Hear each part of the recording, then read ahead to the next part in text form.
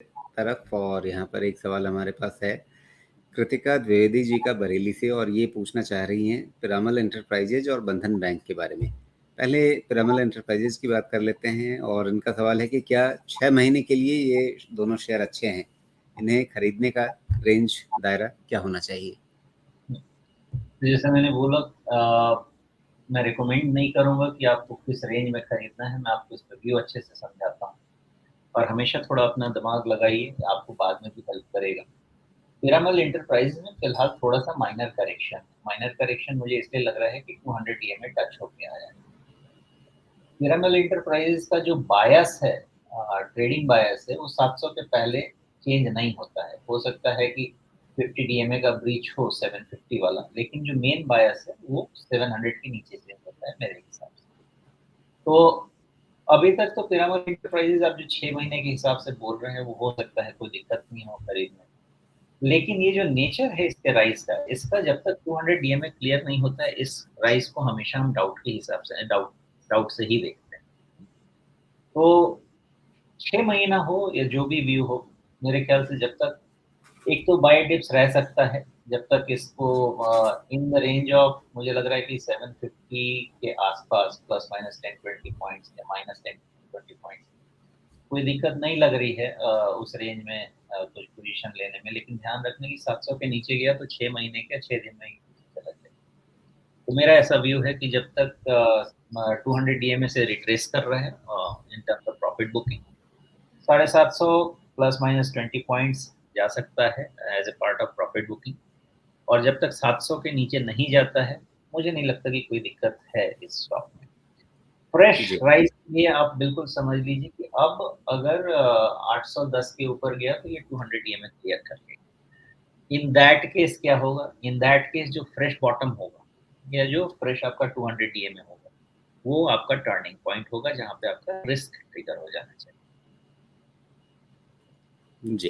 तो एक सीधी-सी कहानी इसमें ये बन रही है कि 200 डे मूविंग एवरेज पार करने के बाद इसमें नई चाल बनेगी और अभी ये जो थोड़ा नीचे आया है, यहाँ से उठ कर के जब वापस 200 डे मूविंग एवरेज पार करेगा तो यहाँ जहाँ कहीं भी इसका एक नया बॉटम बनेगा, वो नया बॉटम उसका एक स्टॉप लॉस जैसा बन जाना चाहिए, रिस्क मैनेज करने का वो लेवल होना चाहिए।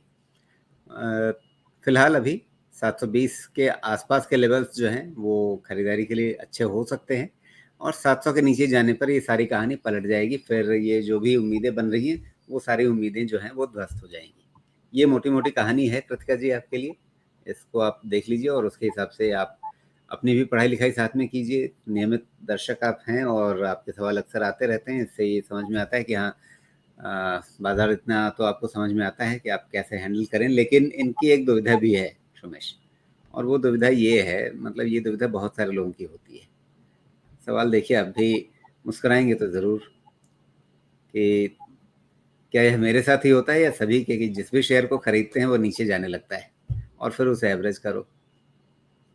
नहीं तो कृतिका जी, आप इस आपकी इस दुविधा में आप मुझे भी साथ ले सकते हैं, कोई दिक्कत नहीं है।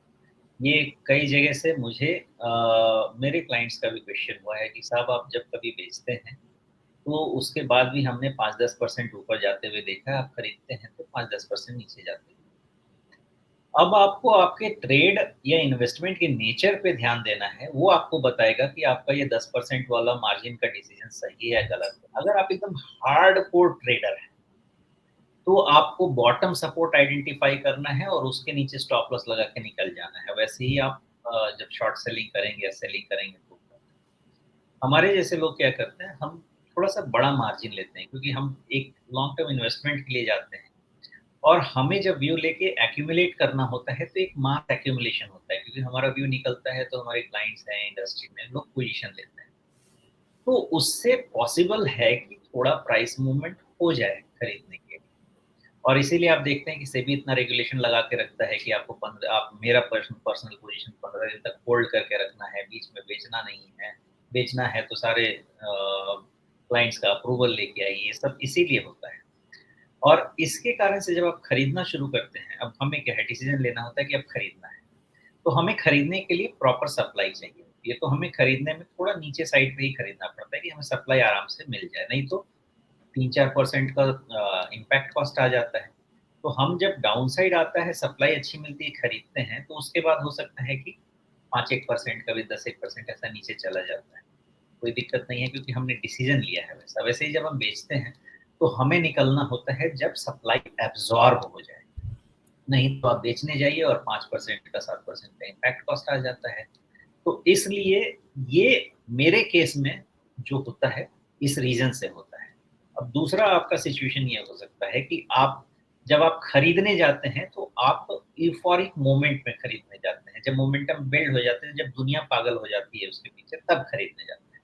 और तब आप खरीदने जाएँगे तो ऑलरेडी मोमेंटम में आ चुका है, जो आप पिरामिल एंटरप्राइज़ेज़ में भी सिचुएशन आप देख लीजिए। जो भी पागलपन में जाके खरीदेगा 810 पे या 805 के ऊपर में, बिकॉज़ फ्रेंज़ी आ गई है, फ्रेंज़ी में आप खरीदेंगे, 200 ईएमए आपने देखा नहीं होगा, तो वहाँ पे तो सेलिंग आएगी ही आएगी। तो एक मेरा केस हो गया, दूसरा नॉर्मल केस हो गया गलत जगह पे जाके खरीद लेना because of the frenzy in the stock, because of the too much interest in the stock. ये खरीदने और बेचने के समय हो सकता है। इसको मिनिमाइज़ करने के लिए इस गैप को आपको प्रॉपर लेवल समझना होगा, आइडेंटिफ़ाई करना होगा और उसके पास खरीदेंगे तो ये जो केस आप राजीव जी के पास क्वेश्चन लिख के भेज रहे हैं, ये उतना नहीं होगा। थोड़ा बहुत हो सकता है, 1-2% 3% हो सकता है, ज़्यादा बड़ा नहीं।